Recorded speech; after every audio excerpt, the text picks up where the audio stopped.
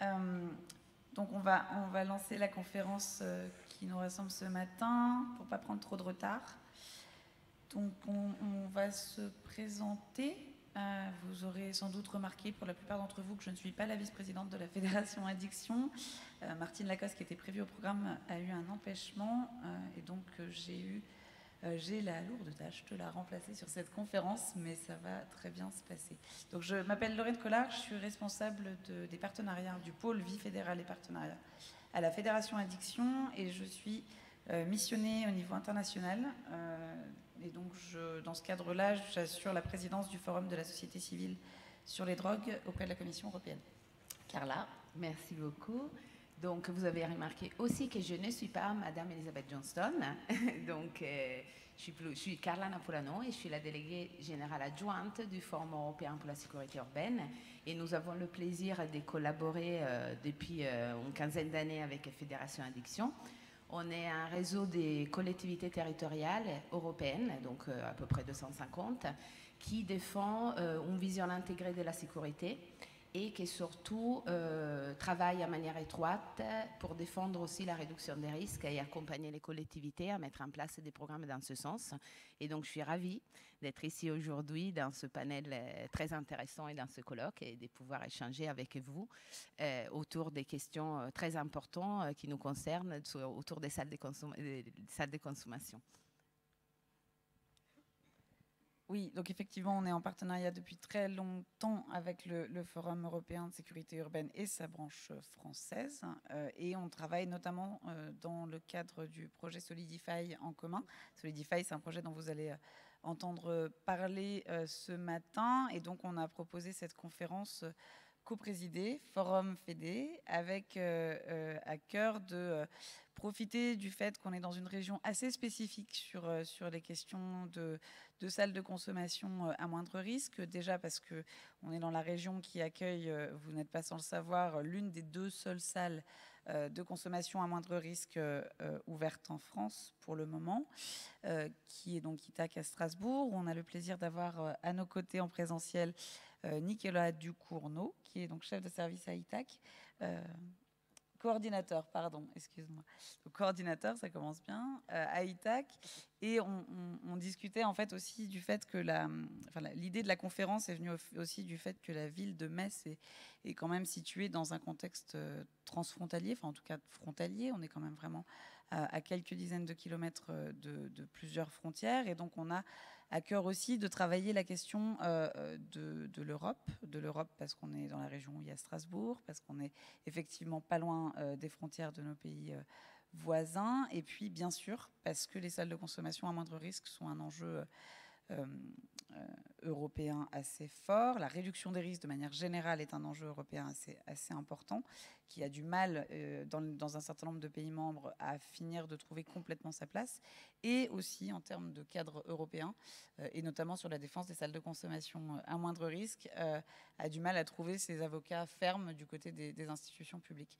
Donc on a la chance d'avoir avec nous parmi ces quelques rares avocats en Europe, un certain nombre de participants à distance. Donc notamment, je ne sais pas si on peut les voir à l'écran,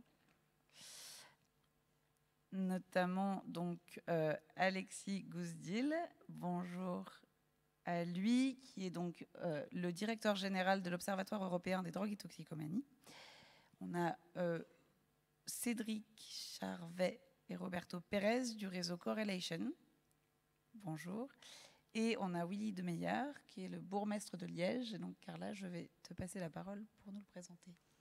Tout à fait. Donc, Monsieur Willy Demeyer, qui est en plus d'être le bourgmestre de la ville de Liège, est aussi depuis plusieurs années président de notre réseau, et donc est particulièrement investi sur les questions des préventions de la délinquance et sécurité, mais bien évidemment aussi de réduction des risques. Et tout à l'heure, dans l'intervention, il pourra effectivement nous présenter l'expérience de la ville de Liège, qui était une ville pionnière en Belgique et qui est encore aujourd'hui est confrontée face à des enjeux particuliers. Donc, on sait qu'aujourd'hui, le choix de travailler sur les questions européennes, c'est aussi quelque chose qu'on défend fortement dans nos 2 réseaux.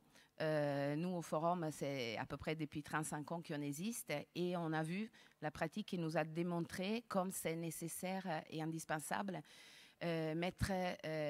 construire des moments d'échange, construire des moments de capitalisation pour différentes raisons. Avant tout parce qu'on peut apprendre des expériences des autres, on peut apprendre des réussites, des pratiques qui ont été mises en place, mais on peut aussi anticiper des éventuels obstacles, des difficultés. Et donc l'échange européen permet aussi en même temps de sortir des fois d'un débat national qui peut être très clivante, particulièrement sur nos sujets, et avoir une vision un peu plus large et donc rentrer un peu plus dans le cœur du problème et essayer vraiment de trouver des solutions à ces difficultés, et permet aussi de résoudre, d'aborder des thématiques et des problèmes qui, comme on le sait, nous qui on travaille sur le terrain, n'ont pas forcément des frontières, et en tout cas, ils n'ont pas les frontières qui sont celles de nos États. Et donc, ceci est aussi une raison pour laquelle aujourd'hui, particulièrement, on souhaite aussi traiter la question transfrontalière, d'où notre présence ici à Metz. Mais aussi parce que beaucoup des villes qui ont des salles de consommation à moindre risque sont aussi des villes transfrontalières. Et donc, cet enjeu reste un enjeu particulièrement important.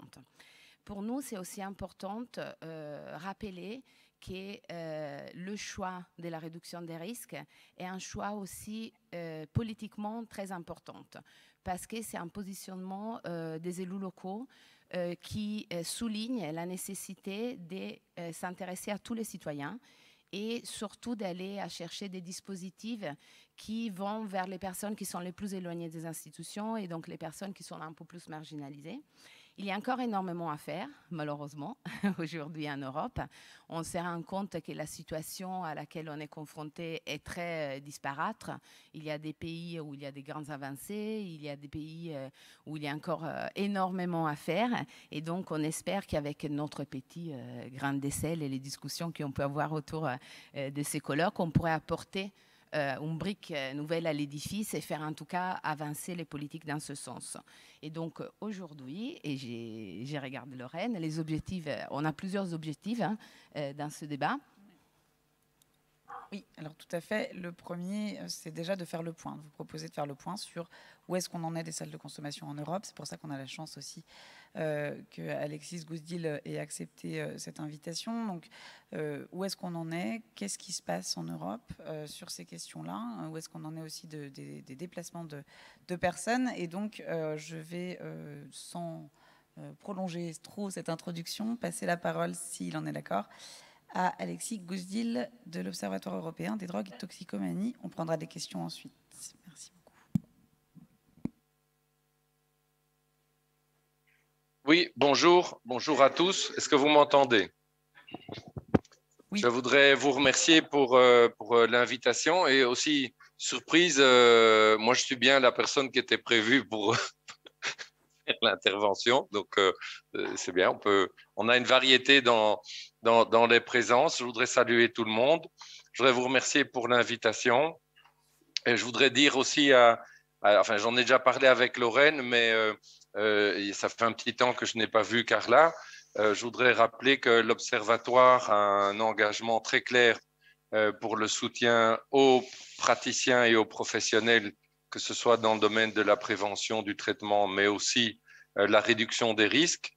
D'ailleurs, je vous appelle depuis Thessalonique, étant donné que j'étais en mission en Grèce cette semaine, et j'ai eu 2 journées très intenses à Athènes hier et avant-hier, où j'ai pu visiter les différents centres, les programmes, y compris les différentes scènes sur le terrain. Et il y a aussi à Athènes un débat et un projet d'ouverture de salle. La salle est presque achevée. Après, il leur manque encore l'autorisation pour l'ouvrir. Donc, je pense qu'il y a des développements très intéressants.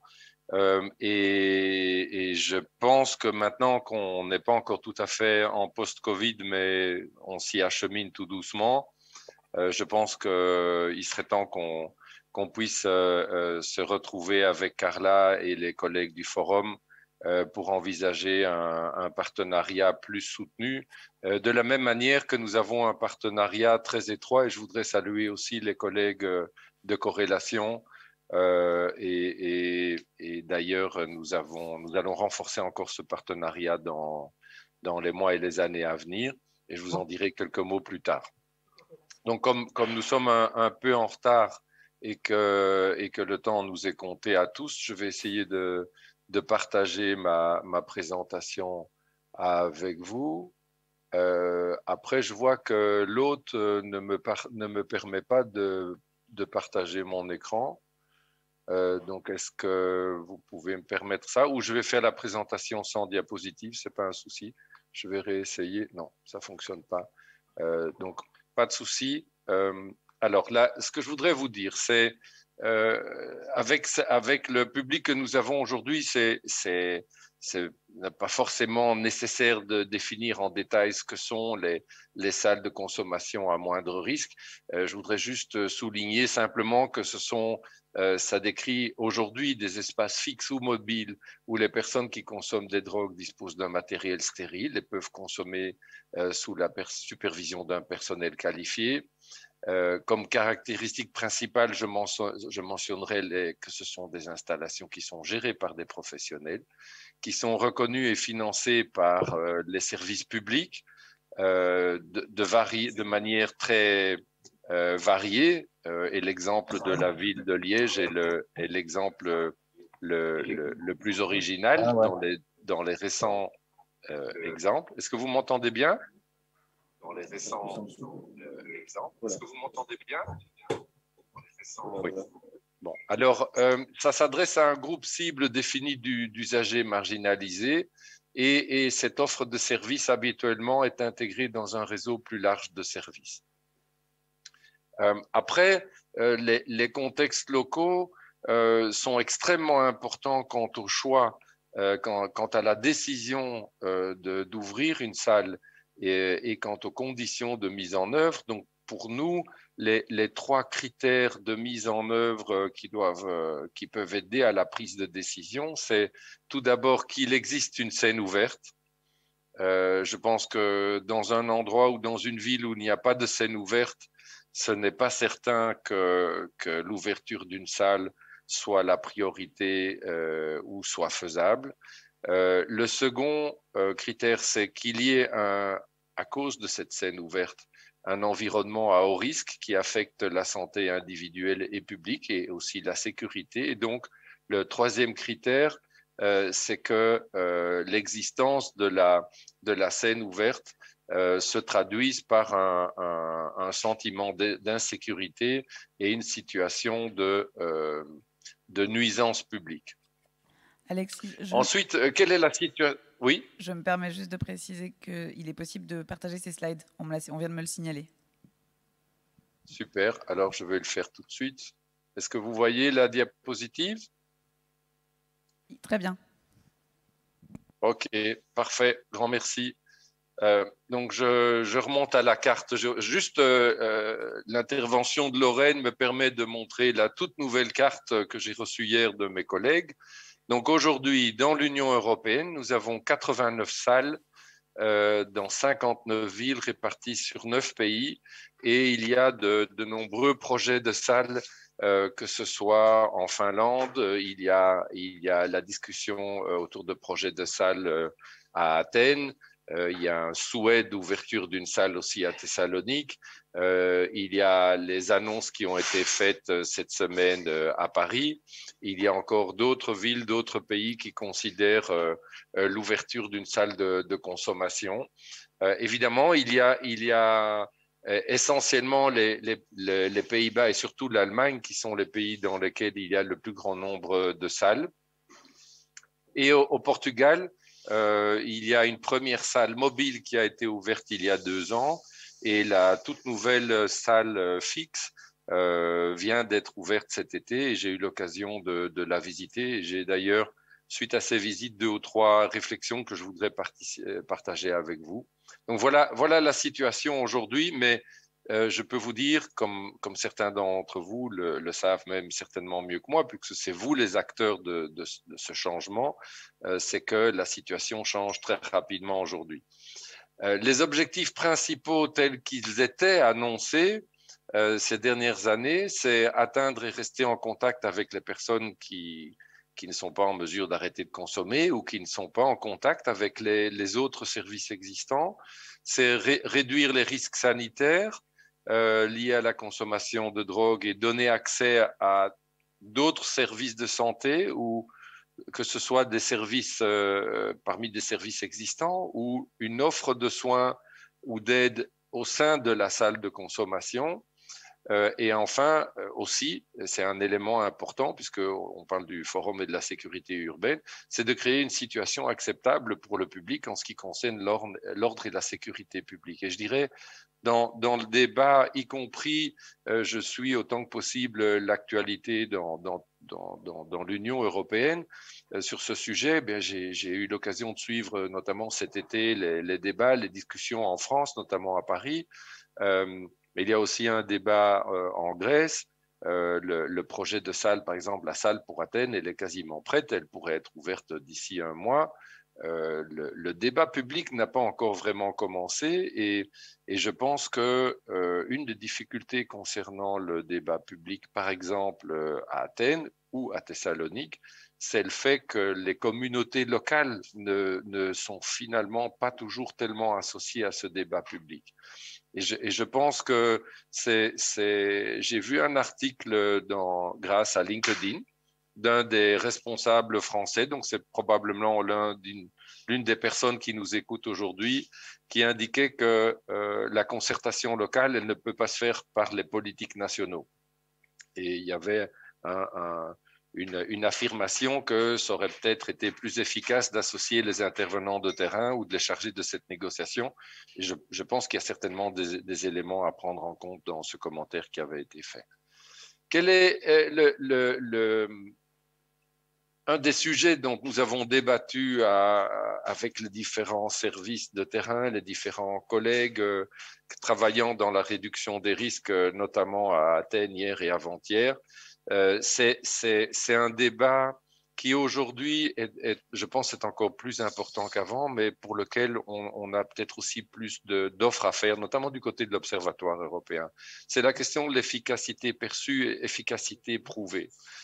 Quand je vois la présentation qui m'a été faite par les collègues athéniens, je trouvais à la fois très intéressant une présentation très travaillée, y compris au niveau des idées ou des pistes de réflexion pour la manière dont se fera l'évaluation de la nouvelle salle quand elle fonctionnera.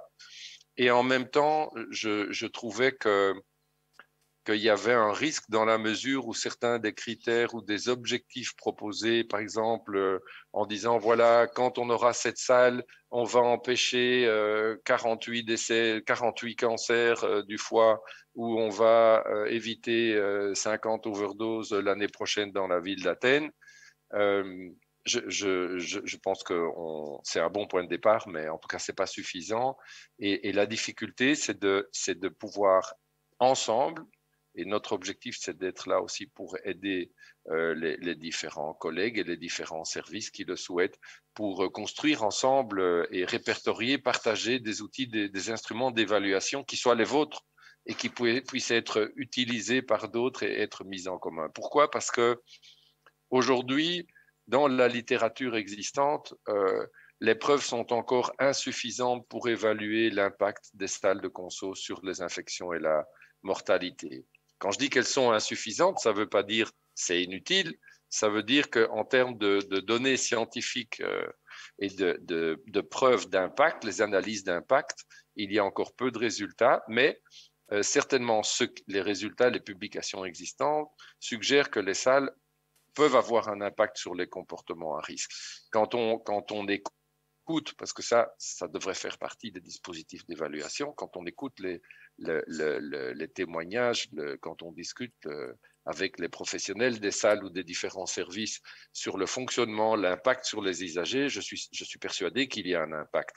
Mais je suis tout également persuadé que nous devons construire des dispositifs qui permettent d'apprécier, je dirais pas forcément mesurer, tout n'est pas forcément mesurable, mais d'apprécier et d'être parfois plus réaliste ou plus modeste quant aux objectifs que l'on peut poursuivre et à l'impact auquel que l'on peut prétendre.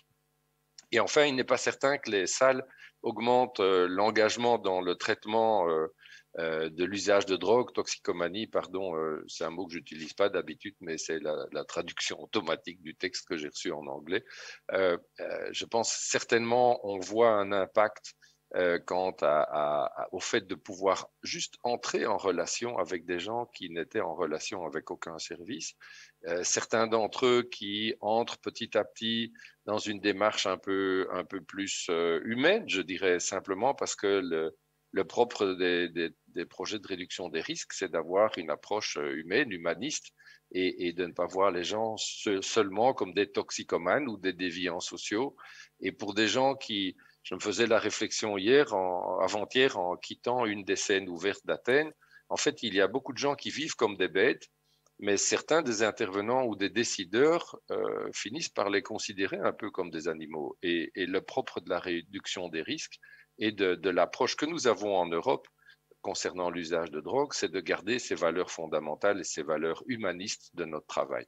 Et donc ça aussi, ça a un effet au moyen ou long terme sur les usagers. Évidemment, on ne peut pas le mesurer, mais on pourrait essayer d'apprécier.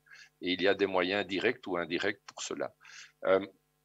Pour continuer, je dirais que certainement les salles, et ça a été souligné par l'INCB, déjà en 2016, quand il y a eu la réunion de l'UNGAS à New York, je pense que c'est très important et j'ai eu le privilège de pouvoir partager l'information. Heureusement, j'avais une version imprimée avec le procureur du roi ou le substitut du procureur du roi quand j'ai eu l'occasion de visiter la salle à Liège. C'est le fait qu'il existe une affirmation écrite, déclaration écrite des Nations Unies indiquant bien que les salles de consommation ne sont pas contraires aux conventions, contrairement à ce que certains disent, pourtant qu'elles soient intégrées dans un cadre de politique publique plus large. C'est extrêmement important et sans doute aujourd'hui c'est un des défis, c'est qu'elles doivent être fondées sur le consensus, le soutien et la coopération active des principaux acteurs locaux. Mais ici, par exemple, je vois dans la diapositive, dans le texte qui m'était préparé avec l'aide de mes collègues, on parle de la santé, de la police, des autorités locales, des consommateurs, mais pas assez des citoyens. Et ensuite, elles doivent être considérées pour ce qu'elles sont, c'est-à-dire des services très ciblés qui répondent à des besoins que les autres réponses n'ont pas ou pas encore ou pas pleinement réussi à satisfaire. Pour terminer, quelques très récents développements et aussi une question par rapport qui m'avait été posée par Lorraine concernant la mobilité transfrontalière justement. Donc, ce qui est très intéressant, c'est l'émergence d'abord de dispositifs mobiles, qui est quelque chose qu'il y a 5 ou 10 ans n'était pas imaginé. De la même manière, une autre évolution très intéressante, c'est que le concept et l'objectif et les modalités de fonctionnement des salles a aussi changé. On est passé de salles qui au début étaient définies en fonction de l'usage d'héroïne par injection à considérer que si la demande c'était pour que les gens fument, il fallait qu'ils puissent fumer. Et du coup, on a vu certaines des plus récentes salles, dont celle de Luxembourg, si j'ai bonne mémoire, qui a une installation d'air conditionné que le meilleur des aéroports locaux devrait envier, tellement elle est puissante. Mais ce n'est pas le cas dans toutes les salles. On est ensuite passé de salles qui étaient prévues pour accueillir des usagers d'héroïne à aussi des usagers de cocaïne, y compris d'injecteurs. C'est ce qui s'est passé suite à la demande des usagers, par exemple dans la première salle déjà qui a été ouverte à Copenhague. Et ensuite, plus récemment, à Lisbonne, la toute nouvelle salle qui vient d'ouvrir il y a 2-3 mois, même pas, près de la moitié des consommateurs viennent pour consommer du crack.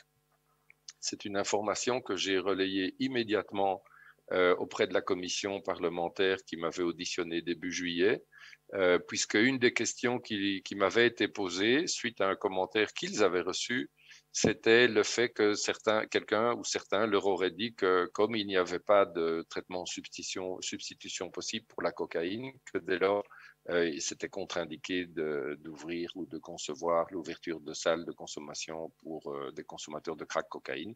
Je les ai clairement détrompés, mais c'était encore mieux d'avoir une évidence, pas seulement scientifique, mais la vraie, la plus basique, la réalité, qui est que la demande des clients à la salle de Lisbonne, par exemple, c'est qu'ils viennent pour consommer du crack. Parfois, ils reviennent le même jour pour consommer autre chose.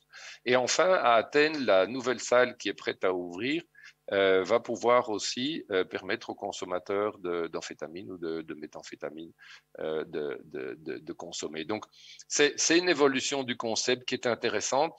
Je peux vous dire que d'après les questions que je reçois de décideurs politiques nationaux ou locaux depuis 2 ans, c'est une évolution dont ils ne sont pas conscients. Donc, je pense que c'est un rôle important, notamment pour l'Observatoire européen, de transmettre cette information la plus récente de manière à faciliter la prise de décision, surtout sur base de données plus objectives et en essayant de désamorcer les fausses vérités et les vrais mensonges.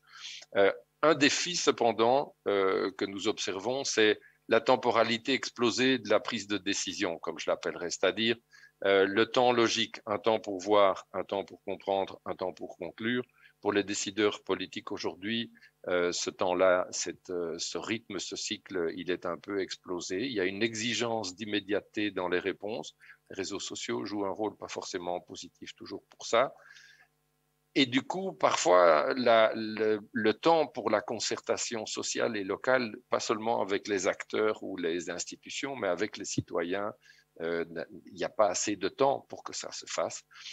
Pour revenir à la question de la mobilité transfrontalière et la liberté de circulation, quand on s'est rencontrés pour préparer mon intervention avec Lorraine, il me semblait important de souligner que oui, les compétences en matière de lutte contre les addictions en Europe, elle est essentiellement entre les mains des États membres. Il y a beaucoup de convergence, il y a aussi beaucoup de diversité. Personnellement, je pense que c'est une bonne chose, mais c'est vrai que ça crée parfois beaucoup de confusion pour les clients de certains services qui pensent qu'ils vont trouver certains services de l'autre côté de la frontière. Et ce n'est pas particulier à l'Europe. Si vous regardez même la politique de régulation du cannabis récréatif au Canada, en passant d'une province du Canada à l'autre, vous pouvez très bien vous trouver, peut-être pas en prison, mais avec une infraction, une amende, parce que le cannabis que vous avez acheté tout à fait légalement dans l'autre province, comme dans celle où vous vous trouvez, dans une province, vous pouviez l'avoir dans votre poche, dans l'autre, elle devait être dans le coffre de votre voiture. Donc, il y a des diversités, des modalités. Je pense qu'une des choses qu'il faut soutenir et souligner davantage, c'est par exemple le rôle du Forum pour la sécurité urbaine et d'autres réseaux. Je me souviens qu'il y a 30-35 ans, la Commission européenne avait financé le projet Eurometwork, qui était avec Ernst Bunning et les gens du KKNKD d'Amsterdam, qui avaient fait un réseau pour aider les usagers qui étaient en programme de traitement de substitution à la méthadone, pour ces usagers qui voyageaient, de leur trouver aussi des personnes de contact et les informations sur s'ils devaient se déplacer dans un autre pays de l'Union européenne, est-ce que la méthadone existait déjà, quelles étaient les modalités et chez qui ils pouvaient s'adresser pour poursuivre leur traitement. Et enfin, je ne peux pas faire sans mentionner le GERM ou T3E qui sont des anciens ou des vieux réseaux. Je ne sais même pas si T3E existe encore un peu. Je ne sais pas si le GERM, le groupe d'échange Rhin-Meuse-Moselle existe encore, mais il y a une 20 ans, 25 ans, certains réseaux qui se sont constitués pour faire cet échange et soutenir cet échange aussi de professionnels et de savoir-faire. Et peut-être il y a une occasion pour travailler ensemble pour sinon ressusciter les réseaux, maintenir et soutenir et relancer les échanges. Et de ce point de vue-là, l'offre que nous pouvons faire, et je ferai une annonce en ce sens plus précise à la conférence sur la réduction des risques à Prague début novembre. L'offre de l'Observatoire, en particulier, c'est un support pour l'évaluation des programmes. Je pense le défi, même pour l'hôtel qui sert de shelter pour les usagers de drogue à Athènes, qui pour la première fois non seulement est un centre d'émergement de nuit, mais en même temps n'a pas mis comme critère que les gens devaient être clean ou pas sous l'influence de pour être admis dans le bâtiment. C'est aussi une innovation qui, il y a 15-20 ans, n'existait nulle part en Europe. Je pense que certains des travailleurs, et le projet lui-même n'est pas certain d'exister au-delà du mois de juin de l'an prochain. Et donc, il y a vraiment un défi pour aider, soutenir, garantir la durabilité des programmes et des interventions. C'est important pour les clients, mais aussi pour le personnel qui travaille déjà dans des conditions extrêmement difficiles. Et de ce point de vue-là, je pense un meilleur échange, un meilleur travail ensemble et une meilleure initiative aussi de la part de l'Observatoire européen pour aider à échanger et développer des schémas d'évaluation, je pense que ce serait utile. Ce qui est aussi extrêmement important pour nous, c'est que toutes ces choses dont on parle passent complètement sous le radar de l'épidémiologie conventionnelle. Et c'est tout à fait normal. Et donc, c'est d'autant plus important pour l'Observatoire européen, mais aussi pour les décideurs européens et surtout nationaux, que nous puissions avoir à l'avenir davantage d'échanges et que nous ayons même un espace digital ou virtuel d'échange de ces informations et de ces données pour aider aussi à illustrer l'évolution des situations locales, des pratiques qui ne se sont pas encore traduites en demande de traitement et qui dès lors ne sont pas encore couvertes par l'indicateur demande de traitement, mais pour montrer, continuer à parler encore mieux qu'avant de la réalité vraie des jours dans toutes les villes et dans tous les endroits où des problèmes se posent. Et c'est justement quelque chose qu'on ne peut faire qu'en travaillant ensemble. Donc, je vous remercie encore pour l'invitation et je regrette juste que je ne pourrai pas assister à l'entièreté de la conférence, mais j'espère vous revoir bientôt aussi dans le vrai monde.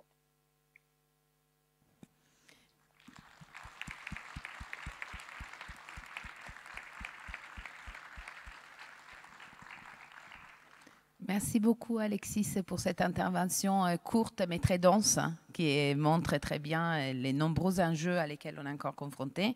Dans un côté, on se félicite parce qu'il y a 9 pays et 59 villes. Et de l'autre côté, quand on regarde l'Europe, il y a encore vraiment beaucoup à faire. Donc, sans perdre de temps, je me tourne vers la salle pour savoir s'il y a des questions et des interventions pressantes que vous souhaitez poser tout de suite. Pour l'instant, je pense que vous êtes encore dans un moment de réflexion. Donc, on reviendra tout à l'heure. Et je pense, mais n'hésitez pas à nous signaler. Et je pense que du coup, on peut passer et faire la transition directe. Ah, pardon, il y a une question en vision. Oui, pour Alexis, donc une question. Quelle est la place de l'alcool en pratique dans les textes qui encadrent les salles de consommation à moindre risque en Europe? C'est vaste. Belle question, merci beaucoup. Bon, d'abord, je dois vous dire honnêtement, je vais poser la question pour être tout à fait sûr à mes collègues et je vous l'enverrai par écrit. Lorraine pourra partager la réponse parce que je ne connais pas tous ces textes. Et je pense même, par exemple, en Belgique, il n'y a même pas encore un texte légal vu que ce n'est pas encore tout à fait légal. Donc, dans la pratique, je dirais, je pense que l'alcool au départ, en tout cas, n'était pas mentionné. Ça, je suis quasiment sûr. Pourquoi? Parce que les premières salles, elles ont été ouvertes en pensant tout d'abord aux consommateurs d'opiacés et surtout d'héroïne. Maintenant, justement, ce que je trouve intéressant, j'ai participé à la réunion de UNAT, qui est l'association des institutions qui travaillent dans le domaine des addictions en Espagne. C'est la fédération la plus importante. Et il y a un centre qui a été ouvert à Barcelone l'an dernier. Et de nouveau, c'est une révolution. Ouvrir un centre d'hébergement dans lequel même les gens qui sont bourrés, pardonnez-moi l'expression, ne sont pas exclus d'office, c'est vraiment une innovation. Donc, si ça existe pour les centres d'hébergement, je ne vois pas pourquoi, à l'avenir, ça ne pourrait pas être étendu aux salles de consommation. Juste deux petits points, deux petites remarques peut-être méthodologiques sur ce sujet. La première, c'est que je pense que on ne peut pas, ce n'est pas forcément bon ou utile ou en tout cas efficace d'avoir toutes les formes de conduite addictive les plus problématiques réunies au même endroit. Et donc, et aussi parce que je J'imagine que si on voulait ouvrir un jour un centre de salle de consommation à moindre risque pour des gens qui ont vraiment un problème sévère d'alcool, j'imagine qu'on devrait en partie réinventer ou adapter le dispositif. Mais cela étant dit, je pense qu'un autre point que j'ai mentionné hier dans la conférence d'ouverture que j'étais invité à faire à Athènes pour la conférence sur l'hépatite et le sida, je pense qu'un gros défi auquel nous faisons face sur toutes les politiques publiques, c'est le morcellement. Le morcellement des politiques qui du coup aboutit au morcellement de l'information et surtout au morcellement du traitement de l'individu. Et donc, je pense que un de nos défis communs, c'est de pousser les décideurs politiques, et je ne pense pas au niveau local, je pense que c'est vraiment au niveau plus national et européen, de démorceler. En Europe, on a une stratégie drogue et on a un plan d'action sur la drogue, mais il n'y a plus de plan d'action sur l'alcool. En partie parce que ce n'est pas explicitement dans les traités qu'il s'agit d'une compétence exclusive ou partiellement déléguée à l'Union européenne. Je pense aussi, pour être tout à fait clair avec vous, qu'il y a des intérêts nationaux qui ne souhaitent pas qu'on traite l'alcool avec l'importance qu'on devrait donner à ce sujet, vu que le nombre de morts directement ou indirectement associés à l'abus d'alcool est bien plus important que le nombre de morts associés à l'usage de drogue, illicite en tout cas. Donc c'est un champ qui reste difficile et je crains qu'avec le Covid et les suites du Covid, il y ait encore davantage de morcellement et qu'on aboutisse à dire on va payer pour une demi-revalidation, de la même manière que dans certains cas, on a dit on va donner une plus petite dose du vaccin contre le Covid parce que comme ça, on peut donner une dose de plus à quelqu'un sans forcément savoir si ça va être utile, si le vaccin va avoir la même efficacité. Nous travaillons avec des êtres humains. Et l'être humain, il peut avoir différents problèmes. Donc, on doit pouvoir restaurer cette approche et c'est quelque chose que vous faites tous dans votre travail quotidien. Nous soutenons ça autant que nous pouvons, mais ça ne se retrouve pas pour l'instant dans les politiques. Et donc, il y a vraiment un effort aussi de communication, mais plus que de communication à faire avec nos décideurs. Merci beaucoup pour cette réponse. Et je ne manquerai pas de vous partager des informations concernant une expérimentation qui a lieu à Mannheim sous une salle de consommation à moindre risque autour de l'alcool. Parce que voilà, c'est quand même intéressant et répondre un peu aux questions que vous avez soulevées. Il y a encore une intervention, bien sûr. Oui, je voulais apporter une petite précision effectivement par rapport à cette question et abonder dans le sens de ce qui a été dit. Alors au niveau européen, je ne connais pas tout, mais en France en tout cas, effectivement, la consommation d'alcool n'est pas prévue malheureusement dans les salles de consommation à moindre risque. C'est un peu dommage et étonnant effectivement de segmenter, surtout qu'on sait que les personnes souvent usent de plusieurs produits. L'alcool est un des premiers produits consommés par beaucoup d'usagers. C'est dommage parce que du coup c'est une question qu'on peut pas, qui est difficilement abordable avec les usagers au niveau de la salle dès lors que c'est interdit. Voilà, alors bon, il y a une tolérance, disons, aux abords sur l'extérieur de la salle de consommation de Strasbourg pour ce qui est de l'usage d'alcool, mais c'est pas prévu en espace de consommation. Effectivement, c'est l'injection qui a été initialement prévue, certainement pour des questions liées à la tranquillité publique aussi, pour pas qu'il y ait des consommations par voie injectable sur l'espace public avec des seringues qui traînent dans l'espace public. Il y a eu un élargissement quand même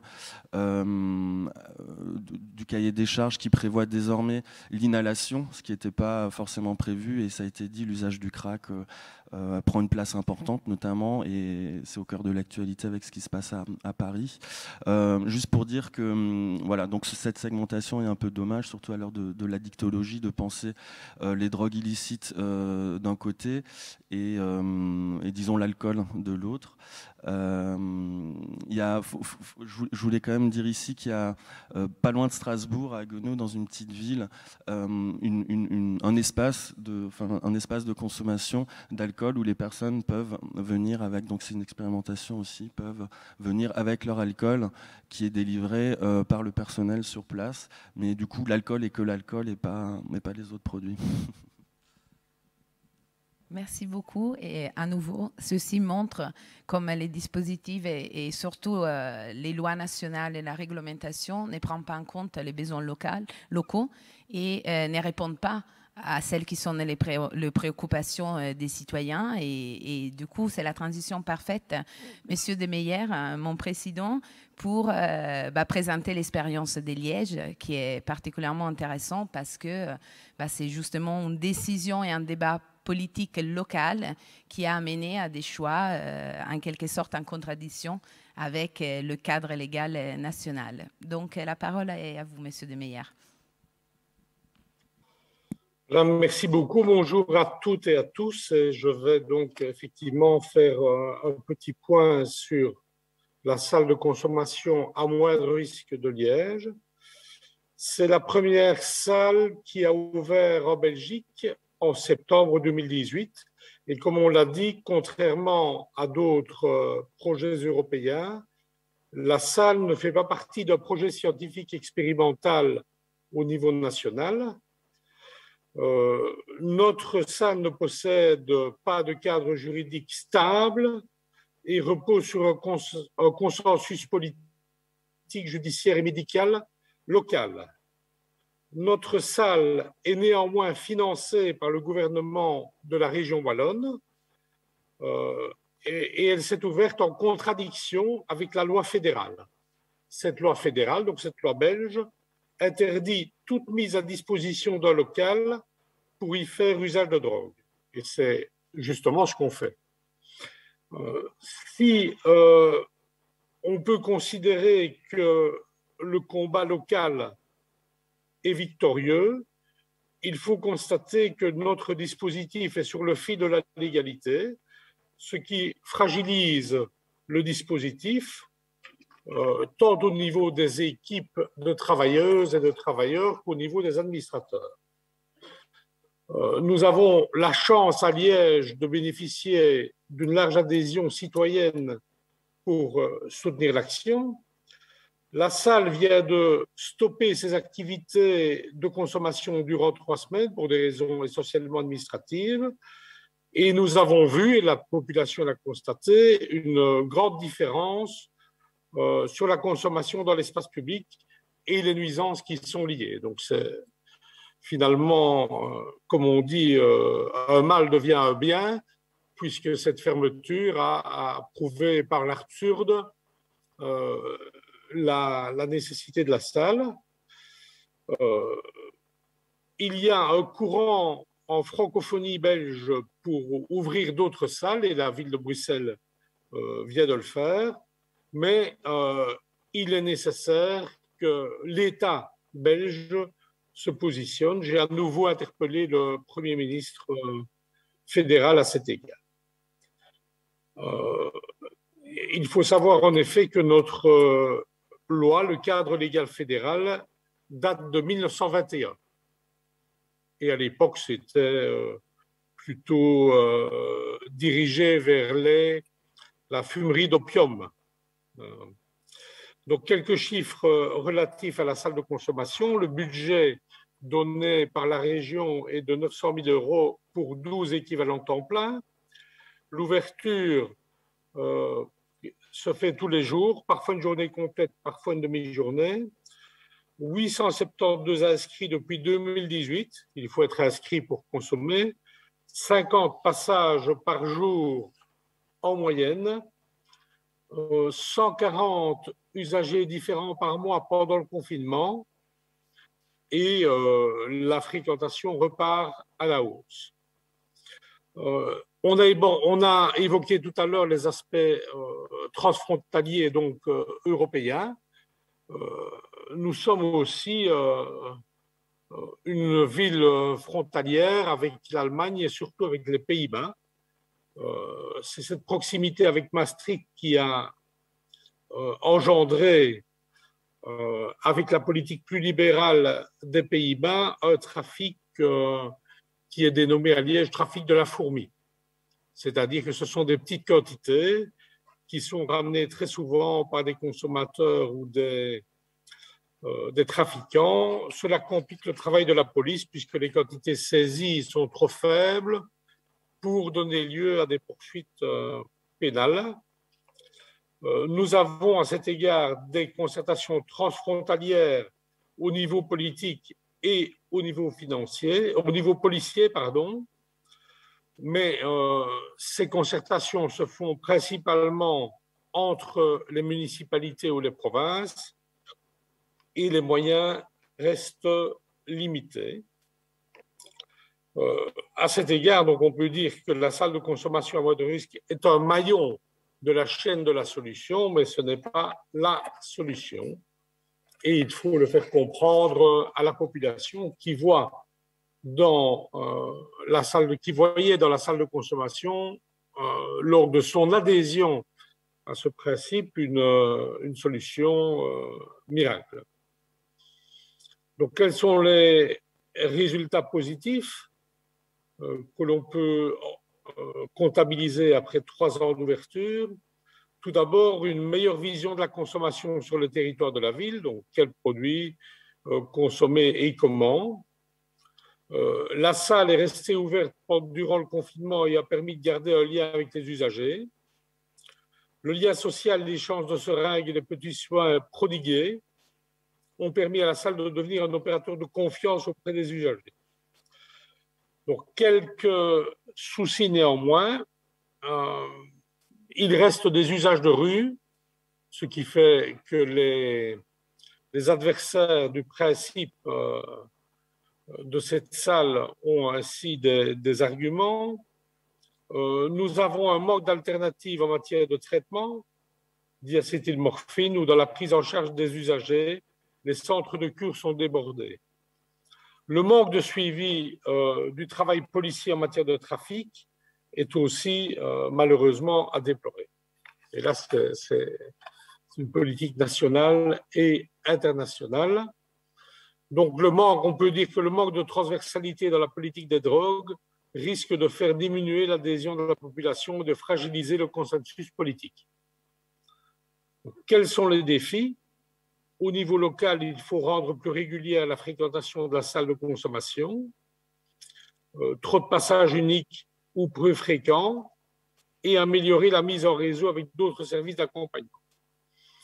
Au niveau international, nous observons quelques faits, notamment la recrudescence du trafic d'héroïne, ce qui veut dire qu'un nouveau marché se crée à cet égard, et d'autre part, déplorer que la Belgique est une plaque tournante importante en matière de trafic, principalement au départ du port d'Anvers.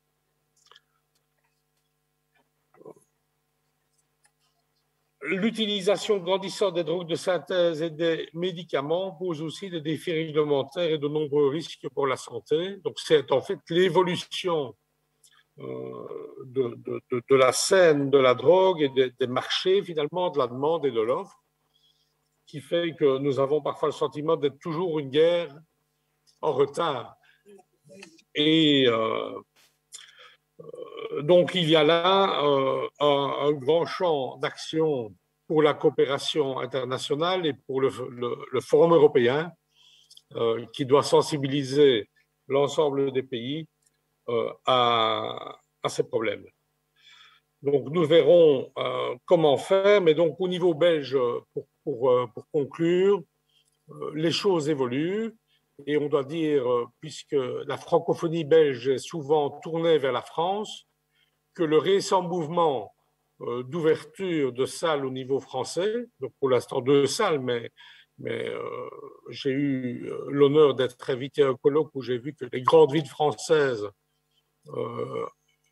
et en grand nombre pensaient ouvrir des salles, c'est quelque chose qui nous aide évidemment, puisque notre opinion publique observe, notamment par les chaînes d'information, ce qui se passe en France, et nous avons souvent un phénomène de mimétisme, ou en tout cas, on le voit avec intérêt, et cela nous aide beaucoup. Et à cet égard, donc, la Belgique va bientôt apparaître comme un pays en retard, non pas d'une guerre, mais de 2 ou 3, si la loi pénale n'évolue pas. Mais parallèlement, nous sommes aussi le pays des solutions à la Belge, des compromis à la Belge, et nous avons trouvé, donc c'est une salle illégale qui est subventionnée par les pouvoirs publics et qui a ouvert à côté d'un commissariat. Donc elle est même dans le commissariat. Donc voilà, je ne sais pas si c'est envisageable ailleurs, mais chez nous, ça se fait. Voilà. Merci pour votre attention.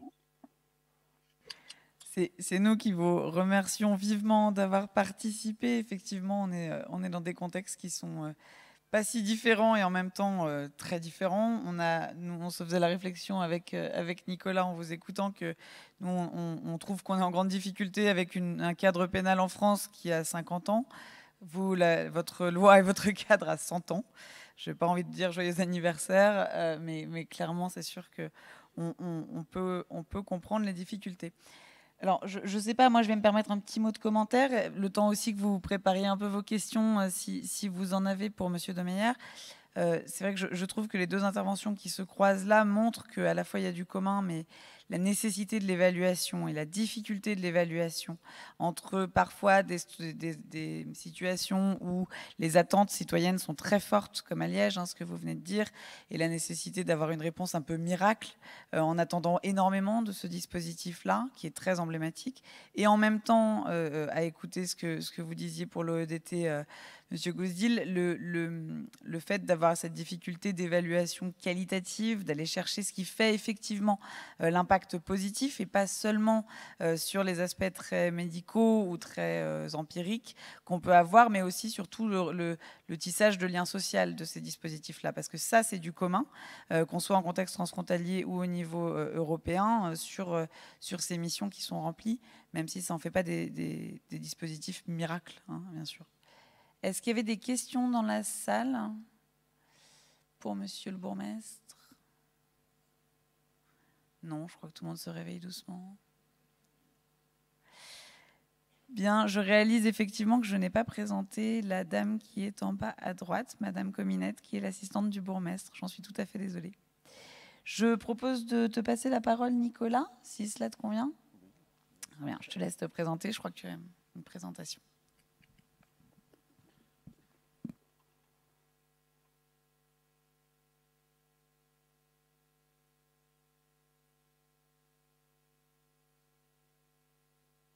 Est-ce qu'on pourrait basculer sur le micro-pupitre, si c'est possible, ou alors je lui donne le micro à main? Tiens.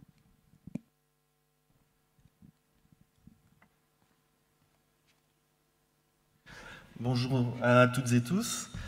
Donc, je suis Nicolas Ducournau, je suis coordinateur de la salle de consommation à moindre risque Argos à Strasbourg, qui est portée par l'association ITAC. Je voulais remercier la Fédération Addiction de l'invitation. C'est toujours un plaisir de témoigner de l'expérience, d'une des rares expériences françaises autour des salles de consommation à moindre risque.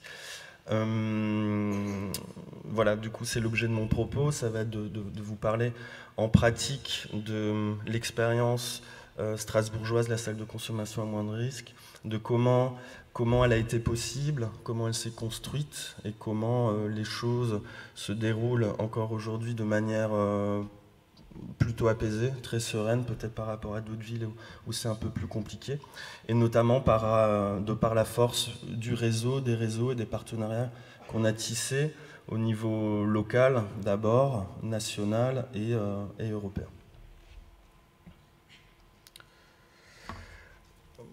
Alors, donc pour rappel, les salles de consommation à moindre risque en France ont été prévues et permises par la loi du 26 janvier 2016, donc qui prévoyait d'autres mesures autour de la question de la réduction des risques.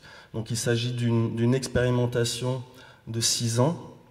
Donc on arrive bientôt au bout là, avec une évaluation à la clé sur 3 ans qui a été réalisée par l'INSERM avec le financement de la MILDECA. C'est déjà une expertise collective antérieure, donc avec une évaluation à la clé déjà réalisée par l'INSERM en 2010, qui s'est basée justement sur les expériences étrangères à partir d'une revue de la littérature. Et c'est donc la majorité en place à l'époque, au niveau national, donc, qui a prévu l'expérimentation, encore une fois, des salles de consommation à moindre risque en France. Il était question de 2 à 3 salles, me semble-t-il, dans les textes. Bon, malheureusement, il n'y en a que 2 pour le moment. Voilà, c'est un peu dommage, mais on voit qu'on va peut-être aller vers quelque chose de plus positif dans les prochains mois. Je vais y revenir. Donc, nous avons ouvert avec la salle parisienne qui est portée par l'association Gaïa à 3 semaines d'intervalle, à l'automne 2016. Paris a ouvert un tout petit peu avant nous.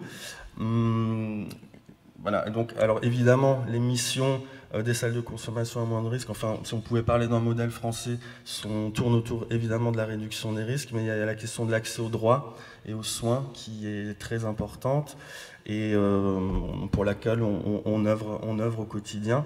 Voilà, l'idée c'était de rentrer en contact avec des populations qui ne fréquentaient pas jusqu'ici les dispositifs existants, comme les CARUD et les XAPA, au prétexte de la consommation, de rentrer en contact avec elles, et puis de leur proposer les différents services, de les considérer dans leur globalité, notamment pour ce qui est de l'accès aux soins. Rapidement, on s'est rendu compte que l'objectif était atteint, puisque alors qu'à Itac, on avait une expérience de 20-25 ans auprès des personnes usagères de drogue, puisque Itac gère par ailleurs un XAPA et un CARUD, et ben on a rencontré beaucoup de nouvelles personnes par ce biais-là, via la salle de consommation à moindre risque.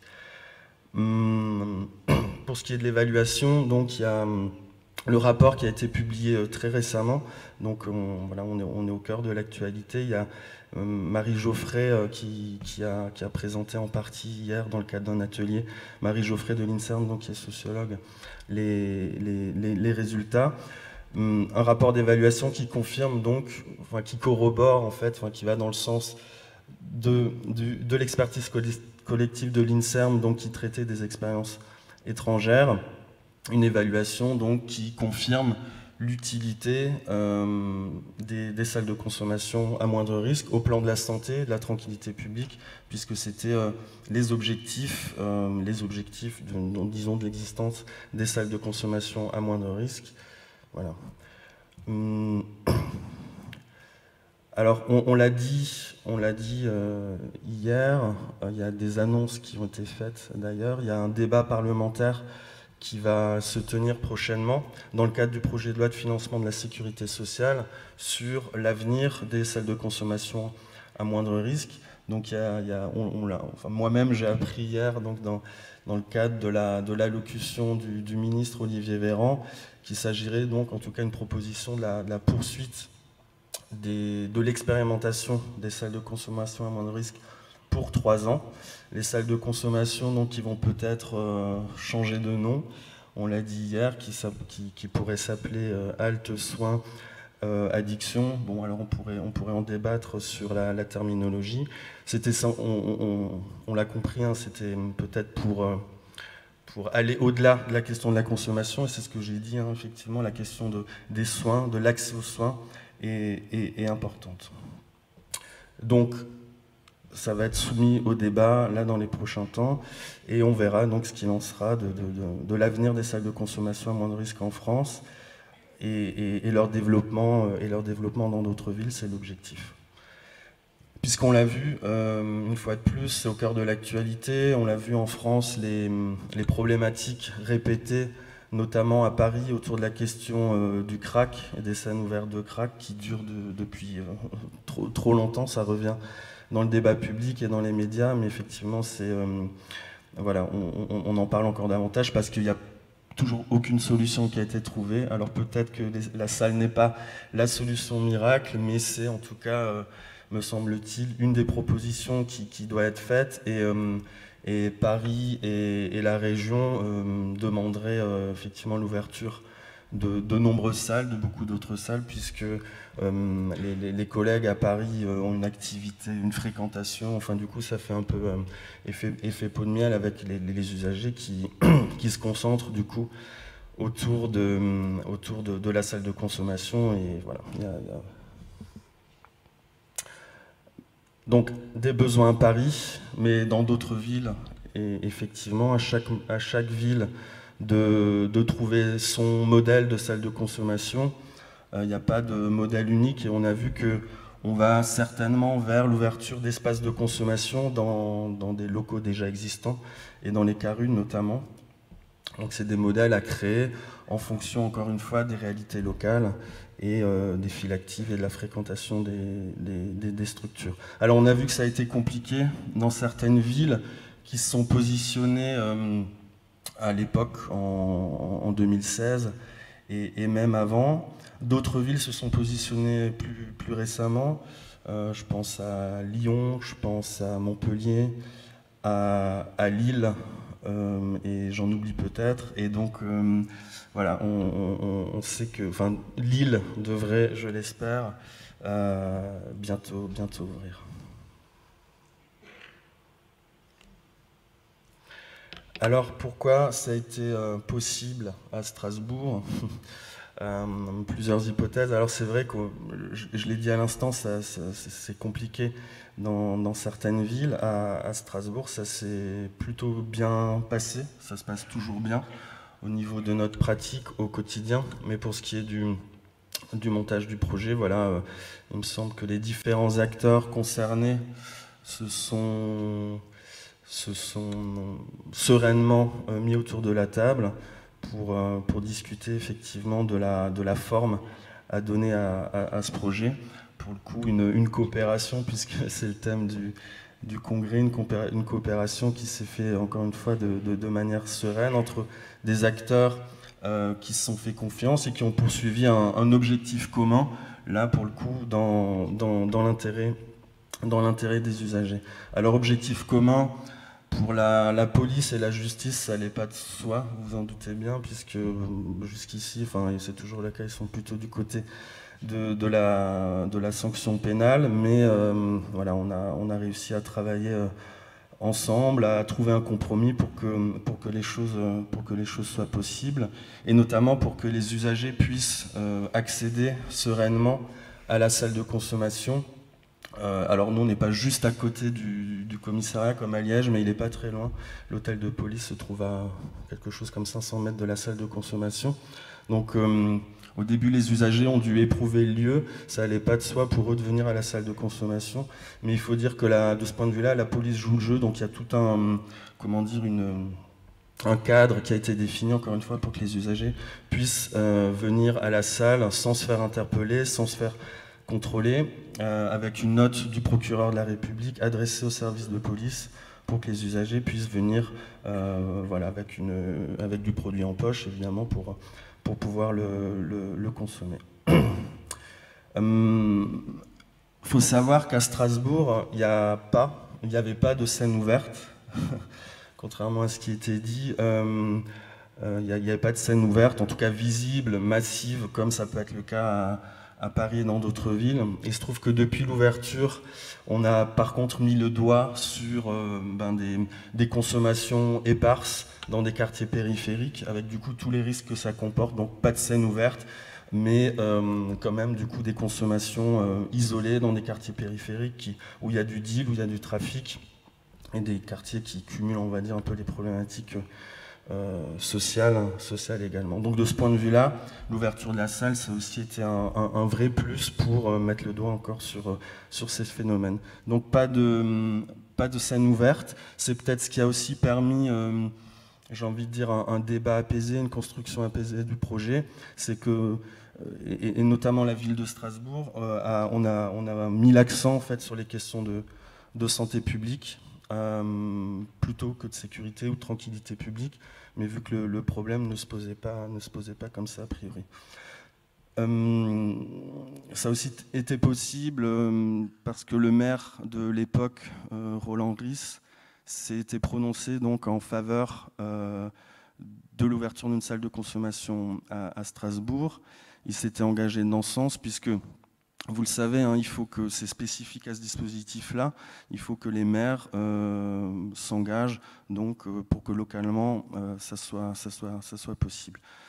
Il s'était prononcé lors d'un colloque qu'avait organisé ITAC au Parlement européen à l'époque. Il faut savoir qu'on a toujours eu à ITAC le soutien des différentes majorités de tous bords politiques depuis qu'ITAC est né. Et donc je pense que c'est aussi ce qui a joué en faveur de la possibilité du projet à Strasbourg, avec encore une fois une confiance entre les différents acteurs et avec un soutien de la ville, avec un adjoint à la santé très, très présent qui connaît bien le dossier. Alors pourquoi Strasbourg? Aussi peut-être du fait de la situation géographique, une ville frontalière donc, qui est à proximité de l'Allemagne, on l'a dit tout à l'heure, l'Allemagne qui concentre avec les Pays-Bas le plus de salles en Europe, proche de la Suisse également, pionnière en la matière, puisque c'était le premier pays qui a ouvert des salles dès les années 80. On n'est pas loin du Luxembourg aussi, qui comporte aussi 2 salles désormais.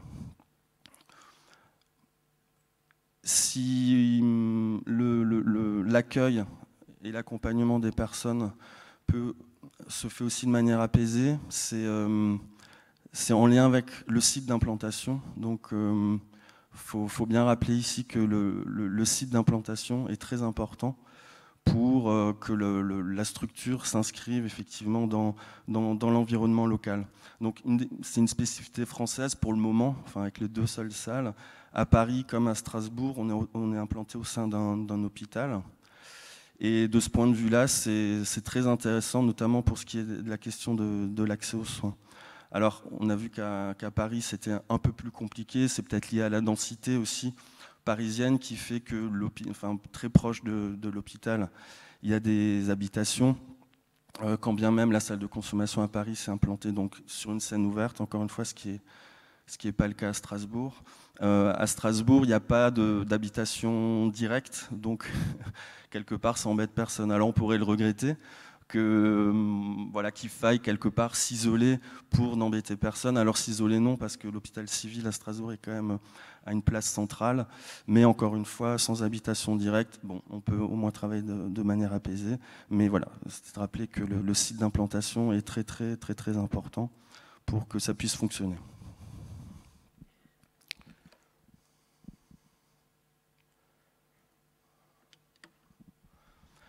Alors, je l'ai dit au niveau politique et institutionnel, jusqu'ici j'ai un peu dressé le tableau sur les facteurs qui ont favorisé l'ouverture de la salle de consommation. Et du coup, dans la construction du projet, on s'est rapproché de projets déjà existants, de salles qui existaient en Europe. Là, pour le coup, la situation géographique de Strasbourg a joué en notre faveur. Donc on a pu aller en Allemagne, au Luxembourg et en Suisse pour visiter des salles de consommation et s'inspirer des différents projets, prendre la température aussi des différents contextes locaux et des modèles, et à partir de là créer notre propre modèle. On s'est beaucoup inspiré du projet de Genève, qui est neuf. Et c'est notamment à Luxembourg et à Francfort où on a visité des salles de consommation intégrées dans des dispositifs plus larges qui proposaient de l'hébergement notamment, qu'a émergé l'idée, du coup très rapidement, d'ouvrir un lieu d'hébergement adossé à la salle de consommation. Un dispositif qui vient d'ouvrir là en juin 2021. C'est un dispositif de soins donc adossé à la salle de consommation.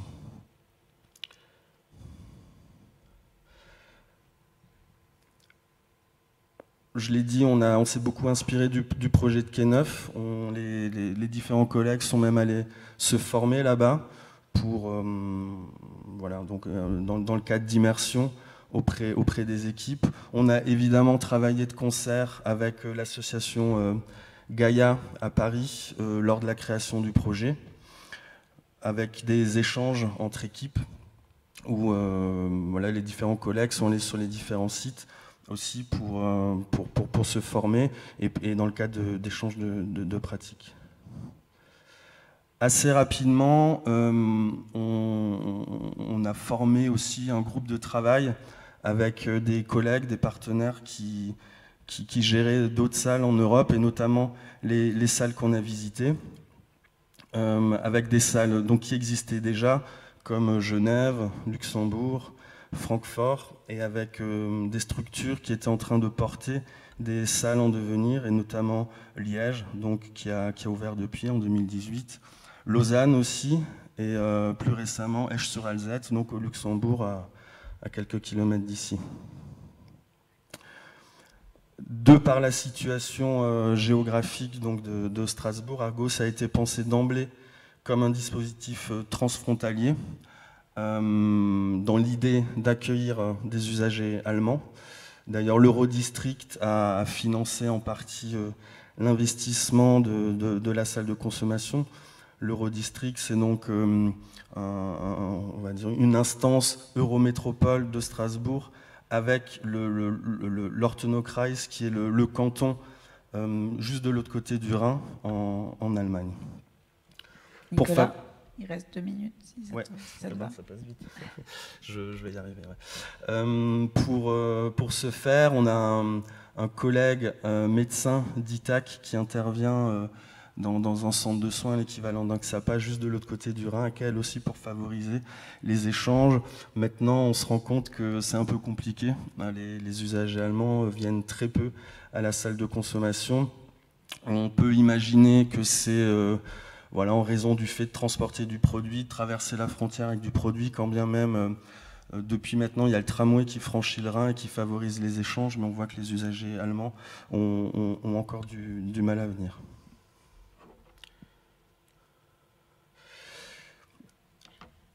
Du coup, maintenant, c'est au tour d'ITAC d'essayer de contribuer au soutien d'autres projets, comme des collègues ont pu nous aider d'abord dans la construction d'une autre. Alors pour ce faire, j'ai parlé d'un premier colloque qu'on a organisé donc en 2011 au Parlement européen. Depuis, il y en a eu 2 autres, un en 2019, également au Parlement européen. Et là, plus récemment, le 1er juillet, au Conseil de l'Europe, organisé avec la ville de Strasbourg et le groupe Pompidou. Donc le groupe Pompidou qui siège au sein du Conseil de l'Europe, et donc il y a une instance qui vise à promouvoir les droits humains et la réduction des risques en matière d'usage de drogue.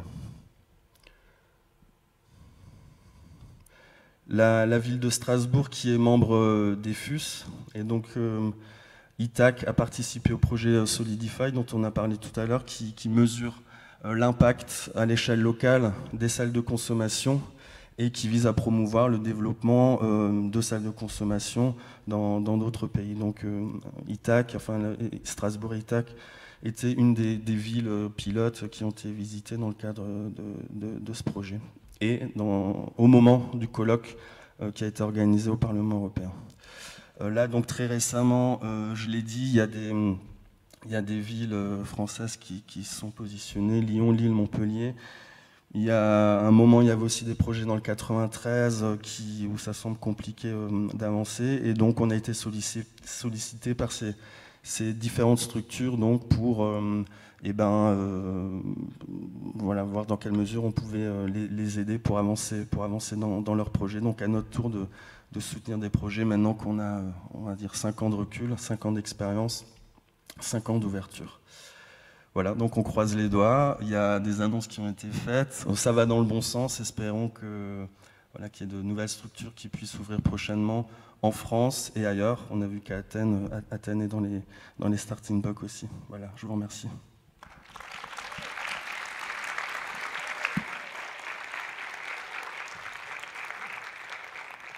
Merci beaucoup Nicolas. Alors je vois le temps qui file, donc je propose de passer tout de suite la parole, si on peut les avoir à l'écran, à Roberto et Cédric de Correlation, qui vont nous faire une présentation dont je suis sûre qu'elle sera respectueuse du timing et passionnante sur le fond. Est-ce qu'on peut avoir les intervenants à distance? Merci beaucoup. Bonjour. Vous nous entendez bien? Oui, très bien. Et vous?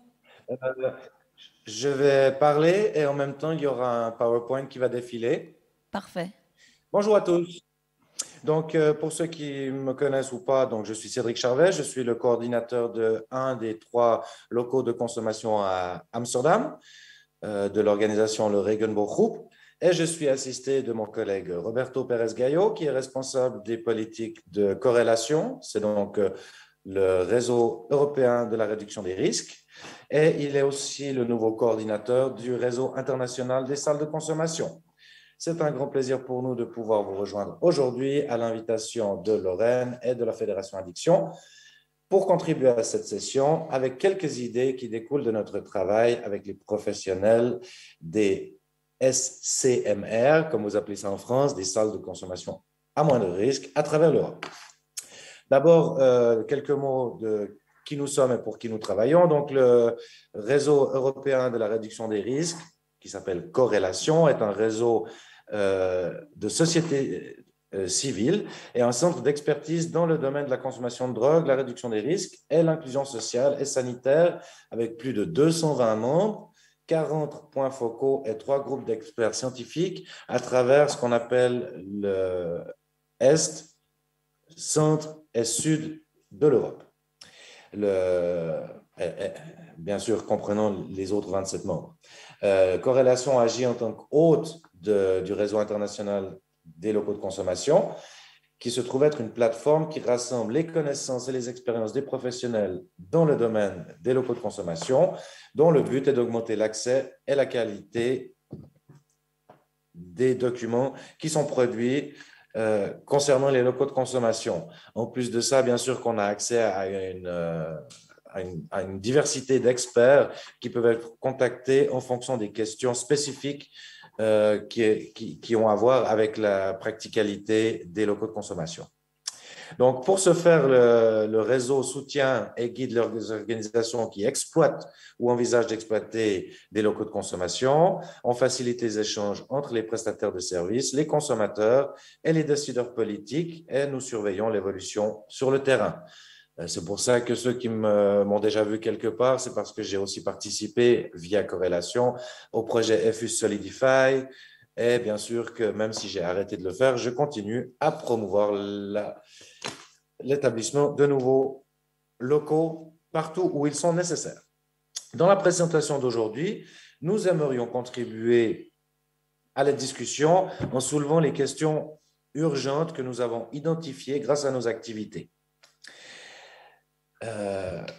Les questions suivantes mettront en évidence les thèmes dans le domaine de la prestation des services, coopération internationale et des pratiques d'élaboration des politiques. Donc, comment répondre au conditionnement social des résultats de santé? Ça a à voir avec la fourniture des services. Dans toute l'Europe, les salles de consommation développent des interventions efficaces qui réduisent les comportements à risque. C'est le but d'ailleurs. Cependant, comme cela se produit également dans de nombreux autres services de réduction des risques, les professionnels soulignent la nécessité d'améliorer leurs réponses en tenant compte des conditions et des structures sociales plus larges. Actuellement, les personnes ayant une identité de genre, les travailleurs du sexe, les personnes issues de l'immigration ou les personnes ayant une diversité physique ou neuronale qui consomment des drogues font face à de nombreux obstacles pour accéder au soutien dont elles ont besoin, pratiquement. Les schémas croisés d'exclusion, de criminalisation et de stigmatisation montrent la nécessité de développer et d'améliorer des modèles existants ou des nouveaux modèles pour faciliter l'accès à ces services à ces populations qui sont marginalisées parmi une population déjà marginalisée.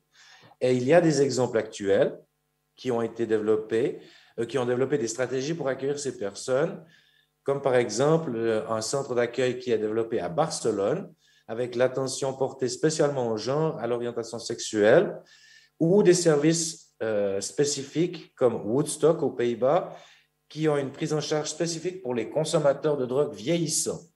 Donc, à l'intérieur des SMCS, comme on appelle ça, il existe aussi des possibilités de faire des services plus spécifiques encore en fonction des spécificités des consommateurs qui viennent visiter les services.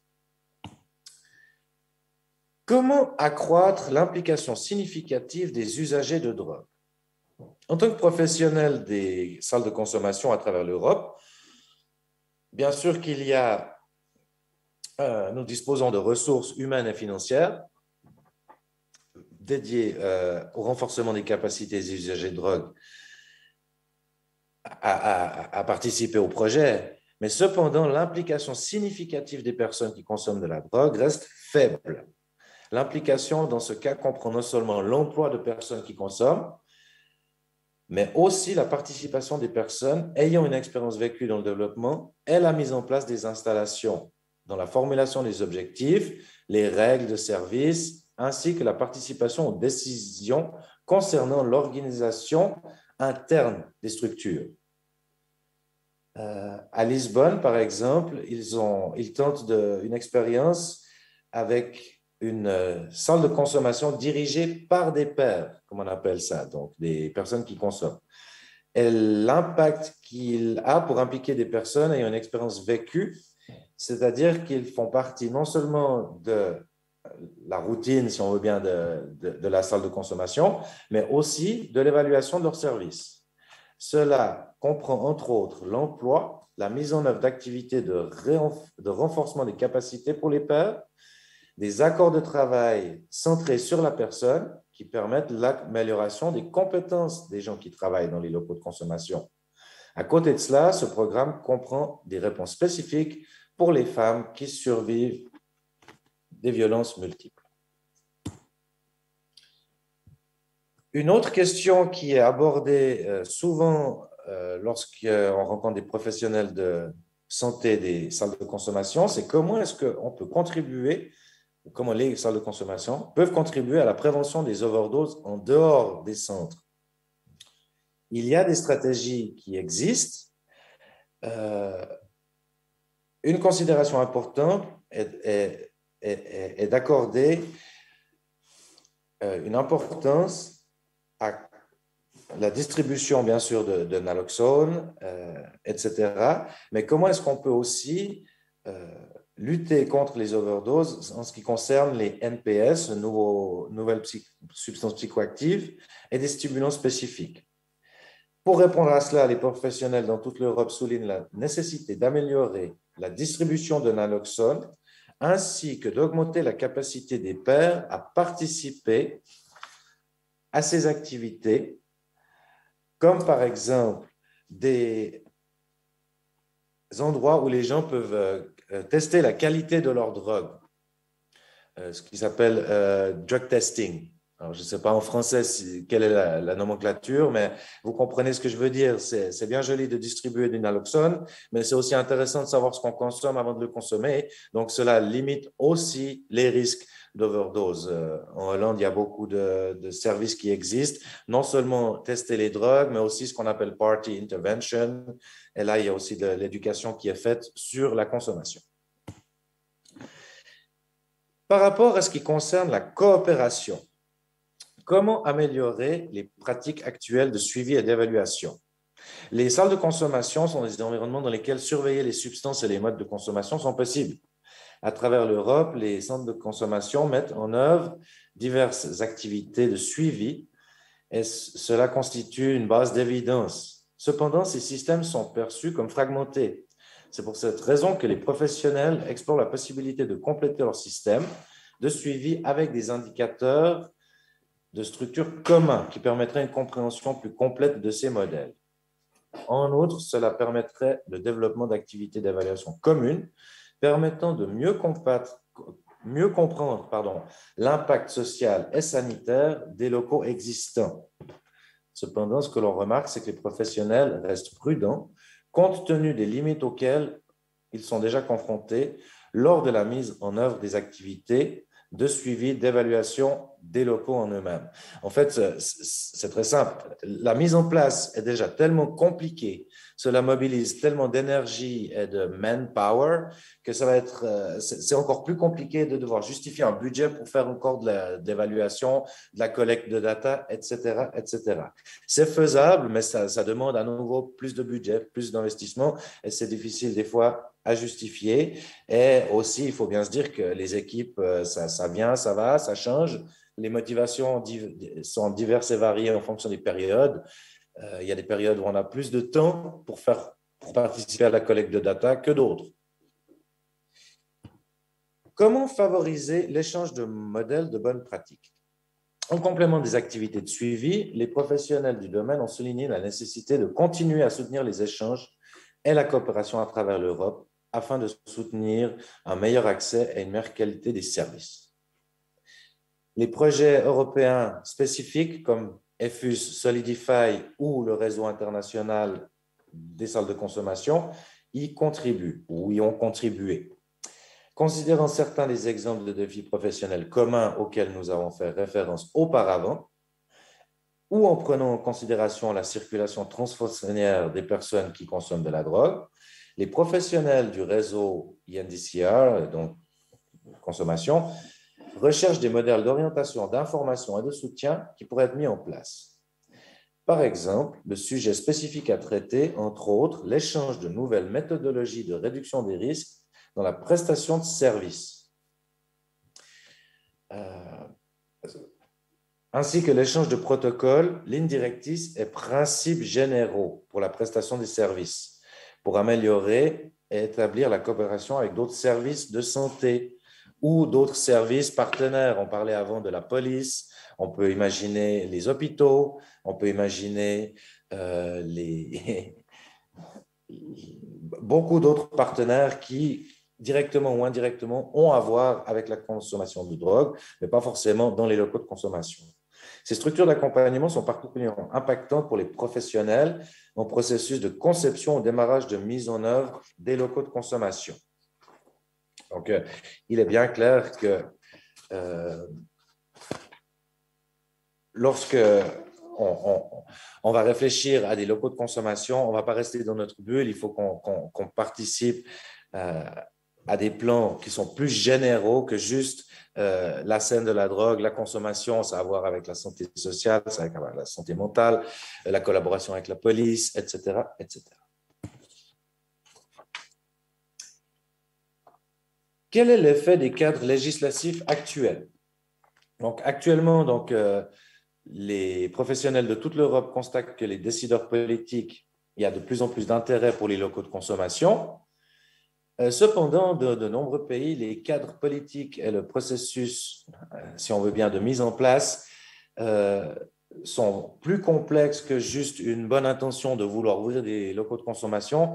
Quand on voit, par exemple, comment est-ce qu'on peut garantir la durabilité, si on prend l'exemple de la France, normalement, c'est censé s'arrêter en juillet de l'année prochaine, avec entre aujourd'hui et juillet de l'année prochaine une élection présidentielle et un ministre de la Santé qui vient nous faire une annonce que ça va être prolongé 2 ans, sans savoir s'il sera même dans un gouvernement qui va tenir. Donc, c'est clair que d'un point de vue juridique, les conventions internationales, elles permettent une flexibilité qui permettent à chaque pays, comme a expliqué donc M. Alexis Gotzel, il n'y a rien d'international qui interdit ou qui limite la création de locaux de consommation. Cependant, chaque pays a son avis sur sa propre législation.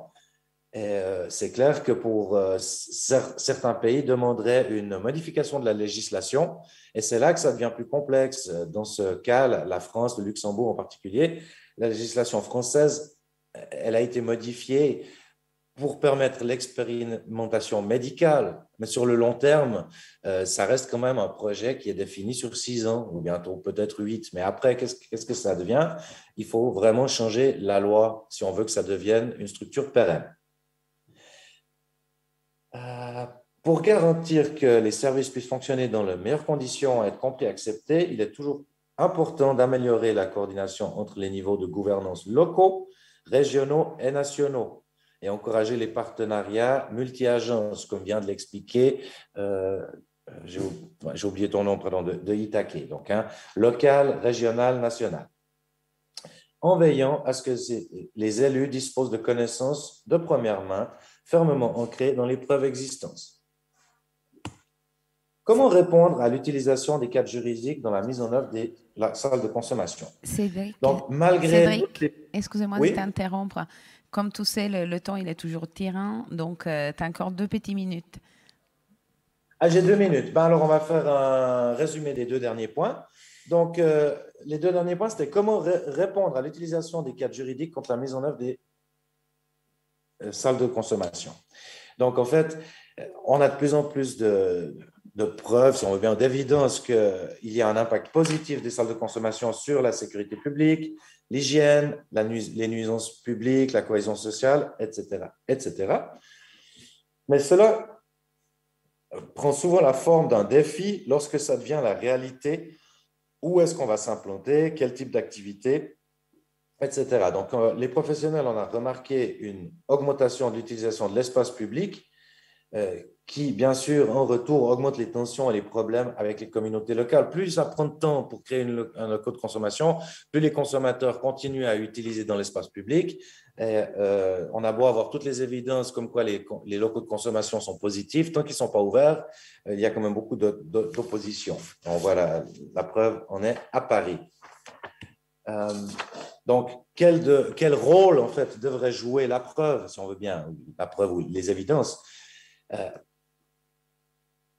On a toutes les preuves qu'il nous faut. On avait bien dit donc à Lisbonne lors de ça avait souvent été répété, la conférence finale de FUS Solidify, qu'on a assez d'évidence, si on veut bien maintenant. Ce qu'il faut, c'est pouvoir commencer à ouvrir les locaux de consommation pour pouvoir encore continuer à montrer que les évidences sont là et l'impact des locaux montre encore d'autres évidences d'aspects positifs des locaux de consommation. Simplement, il faut bien se dire que les locaux de consommation ne sont pas le magic stick qui peut répondre à tout et qui va tout résoudre. Comme expliquait donc M. Alexis Goodsell, c'est une sorte de mythe qu'on a créé aussi quand on a fait la promotion des locaux de consommation, qu'on pouvait tout régler.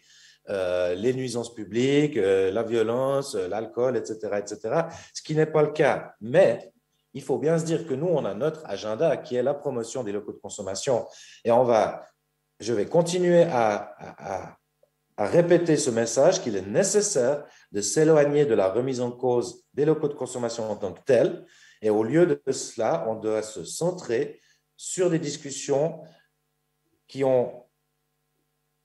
sont, yes, les locaux de consommation sont bénéfiques, pour autant qu'elles s'incluent dans des politiques de questions sociales, culturelles. Et pour cela, il faut aussi transformer ces politiques sociales, culturelles pour donner la place aux locaux de consommation d'exister dans les meilleures conditions. Voilà, j'ai essayé d'être assez concis à la fin. Je te remercie pour laisser beaucoup. Un peu de temps aux questions. C'était parfait, Cédric, parce que justement, ça nous laisse encore quelques petites minutes. Bien sûr, on est en retard. Et un petit applaudissement.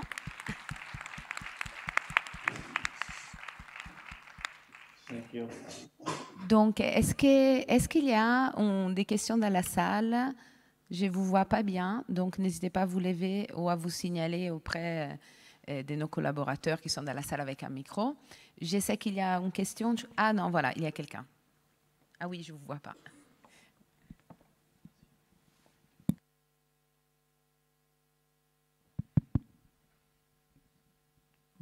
Christophe Hiller, donc je suis addicto au CHU de Nîmes, j'interviens en milieu carcéral. Une question pour l'expérience strasbourgeoise. Je voulais savoir, on n'a pas beaucoup parlé du versant financier, financement. Je voulais savoir quel était l'organisme financeur, quel était le budget. Est-ce que vous avez des comptes à rendre annuels sur notamment l'obligation de faire un bilan d'activité annuel, comme c'est souvent le cas en addicto? Et deuxième question, est-ce que vous avez eu des interdictions temporaires d'activité en lien avec des problèmes judiciaires, enfin des problèmes de fonctionnement pendant votre activité? Alors sur les questions de financement, je parle sous le contrôle Gauthier Vécarlé, qui est directeur d'ITAC et qui est juste là. C'est l'ARS qui finance. Il me semble que dans les débuts, c'était des financements CEPAM, hein, c'est ça. Voilà, sur la première année, puis ça a basculé sur des financements de l'ARS, qui nous finance par ailleurs dans le cadre de nos activités XAPAC ARUD, sur tous les dispositifs qu'on porte. Et puis on a vu des cofinancements au niveau de l'investissement, la ville, l'hôpital, l'Eurodistrict, on en a parlé. Pour ce qui est des questions de fonctionnement, non, on n'a jamais fermé, je ne l'ai pas dit, mais on a ouvert, comme beaucoup d'autres salles à Paris et ailleurs, on est ouvert tous les jours de l'année, 7 jours sur 7, pour qu'il y ait un accès le plus large à la structure pour les usagers. On est ouvert en non-stop pour le moment de 13h à 19h, avec accès H24 à l'espace de consommation pour les personnes hébergées, désormais depuis, je l'ai dit, depuis peu. Non, ça se passe bien, on n'a pas eu à fermer voilà, par rapport à un impact négatif qu'aurait l'ouverture de la salle dans l'environnement immédiat, comme le craignaient certains. Voilà, il n'y a pas de zone de deal qui s'est installée. On y travaille au quotidien aussi, hein, ça fait partie du job, puisqu'on a ces missions effectivement sur l'environnement direct. Ça passe par des maraudes régulières qu'on fait au sein de l'hôpital. Alors, je l'ai dit, il n'y a pas d'habitation, n'empêche qu'il y a les services hospitaliers avec qui il faut qu'on travaille en bonne entente. Par ailleurs, pour ce qui est de l'orientation des usagers vers les différents services pour faire leurs soins. Donc, voilà, on y œuvre au quotidien. Ça passe par des contacts réguliers avec l'hôpital, les différents services, via des maraudes, où on va à la rencontre aussi d'usagers éventuels qui seraient sur le site de l'hôpital et qui consommeraient ou seraient tentés de le faire. Alors voilà, on ne va pas se mentir, hein, c'est des choses qui arrivent, mais ça ne prend pas des proportions, voilà, ça reste dans des proportions maîtrisables, on va dire. Jusqu'ici, on a un grand parc aux abords du site, il y a un canal et de l'autre côté, il y a un grand parc. Pareil, les différentes instances pouvaient craindre qu'il y ait du deal ou des consommations qui s'installent sur ce lieu, mais ce qui n'est pas le cas. Mais encore une fois, on y veille, on veille au grain.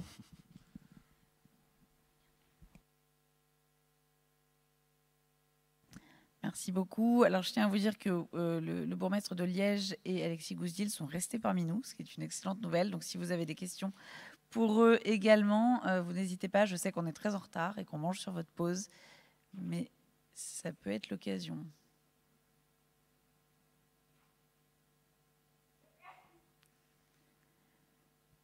Non, je vois plus de questions. J'ai pas de questions en visio. Ah, pardon, je vous avais pas vu devant. Ouais, c'est dur. Bonjour Karl Serdi. Je suis un des porteurs de la salle de consommation lilloise qui doit ouvrir ses portes incessamment sous peu. Voilà.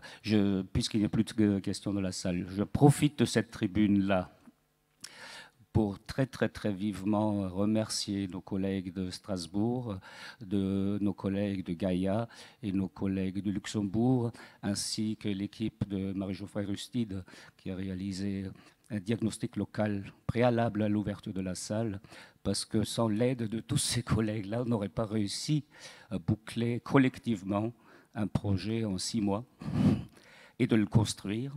Et le bâtiment sera livré le 30 septembre, donc dans quelques jours. Il reste encore quelques freins administratifs, mais on espère vraiment ouvrir très prochainement. Et je vous remercie vraiment beaucoup. Merci beaucoup.